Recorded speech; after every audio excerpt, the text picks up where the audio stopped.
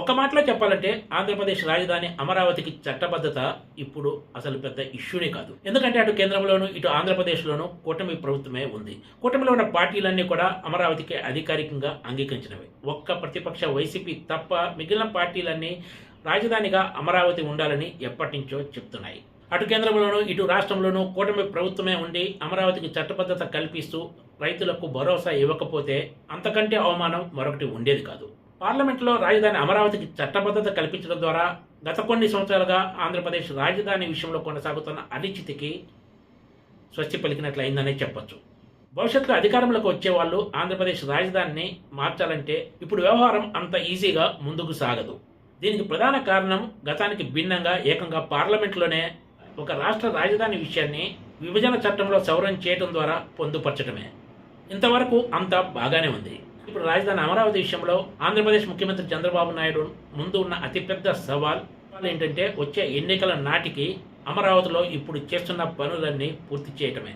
రాష్ట్ర విభజన తర్వాత తొలిసారి అధికారంలోకి వచ్చిన సమయంలోనే ముఖ్యమంత్రి చంద్రబాబు నాయుడును కృష్ణా, గుంటూరు జిల్లాకు చెందిన ఎమ్మెల్యేలు చాలామంది కలిసి శాశ్వత ప్రాతిపదికన నిర్మిస్తున్న సెక్రటేరియట్ టవర్స్ పనులన్నా పూర్తి చేయాలని కోరారు. అయినా అప్పట్లో చంద్రబాబు నాయుడు ఈ విషయాన్ని పెద్దగా పట్టించుకోలేదని టీడీపీ నేతలే చెప్తారు. రాష్ట్రంలో చంద్రబాబు నాయుడు చేసిన తప్పులు ఇప్పుడు పునరావృతం కాకుండా 2028 చివరి నాటికి అమరావతిలో ప్రస్తుతం సాగుతున్న పనులన్నీ పూర్తి చేసి రాజధానికి ఒక రూపు తీసుకురావటమే అసలు సిసలైన టాస్క్ అని ఎక్కువ మంది టీడీపీ నేతలు అభిప్రాయపడుతున్నారు. తరచూ సిఆర్డీఏ కమిషనర్లు మార్చడంతో పాటు ప్రస్తుతం అమరావతిలో సాగుతున్న పనుల వేగం, షెడ్యూల్ ప్రకారం పనులు పూర్తి చేయడానికి ఏమాత్రం సరిపోదని మున్సిపల్ శాఖకు చెందిన ఉన్నతాధికారి ఒకరు వెల్లడించారు. దీనికి ప్రధాన కారణం వర్షాకాలంలో కూడా పనులు పూర్తి చేయొచ్చని లెక్కలు వేసుకోవటమే. అమరావతిలో భారీ వర్షాలు కురిసిన సమయంలో పనులు ఏమాత్రం ముందుకు సాగవనే విషయాన్ని అధికారులు కావాలనే విస్మరించారనే చర్చ కూడా సాగుతోంది. వాస్తవానికి ఆ సమయంలో పనులు ఏమాత్రం ముందుకు కదలవు. పార్లమెంట్ సాక్షిగా అమరావతికి చట్టబద్ధత వచ్చినందున ఇప్పుడైనా జెట్ స్పీడ్లో వెళితే తప్ప పనులు పూర్తి కావనేది ఎక్కువ మంది చెబుతున్న మాట. ఎన్నికల నాటికి కూడా పనులు పెండింగ్లో ఉంటే వచ్చే ఎన్నికల్లో ఏమాత్రం తేడా వచ్చినా కూడా పరిస్థితి మళ్ళీ మొదటికి వస్తుందని ఒక సీనియర్ నేత అభిప్రాయపడ్డారు. అమరావతి విషయంలో కొత్తగా అడావుడి చేయాల్సిన అవసరం లేకపోయినా కూడా ఇప్పటికే చేపట్టిన పనులన్నీ సజావుగా పూర్తి అయ్యేందుకు, సాఫీగా ముందుకు సాగేందుకు సీనియర్ అధికారులతో పాటు కొంతమంది నేతలతో కూడా ఒక కమిటీ వేయాల్సిన అవసరం ఉందనే చర్చ కూడా టీడీపీ నేతల్లో సాగుతోంది. లేకపోతే ఇదే స్పీడ్లో పనులు సాగితే టార్గెట్ రీచ్ అవ్వడం కష్టమే అని ఎక్కువ మంది అభిప్రాయపడుతున్నారు.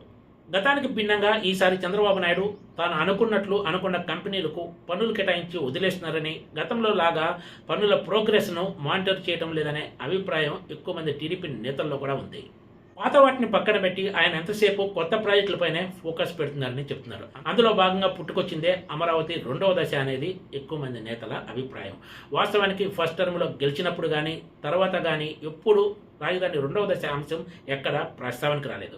కానీ రెండవసారి అధికారంలోకి వచ్చిన తర్వాత సడన్గా రాజధాని 2వ దశ అంశాన్ని తెర మీదకు తీసుకురావడం వివాదాస్పదంగా మారింది కూడా. రాజధాని కోసం తొలి దశలో రైతుల దగ్గర నుంచి పూలింగ్లో తీసుకున్న భూములతోనే సింగపూర్తో పాటు ఇస్తాంబుల్, ప్రపంచంలోని పలు దేశాల పేర్లు చెప్తూ వాటిలాగా అమరావతిని అభివృద్ధి చేస్తామని చంద్రబాబు నాయుడు చెప్పుకొచ్చారు. ఇప్పుడు రివర్స్ గేర్ వేసి 2వ దశ ప్రాజెక్ట్ టేకప్ చేయకపోతే అమరావతి ఒక మున్సిపాలిటీగా మారుతుందంటూ కొత్త రాగం అందుకున్నారు.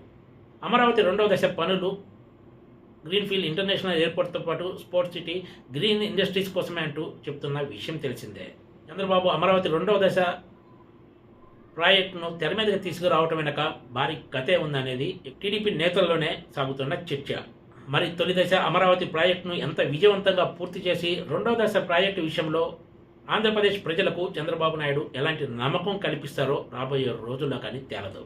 ఇదే ఇప్పుడు ముఖ్యమంత్రి చంద్రబాబు నాయుడుతో పాటు కూటమి సర్కార్ ముందు ఉన్న అతిపెద్ద సవాల్ అనే అభిప్రాయం వ్యక్తమవుతోంది. Please subscribe టీసీటీవీ.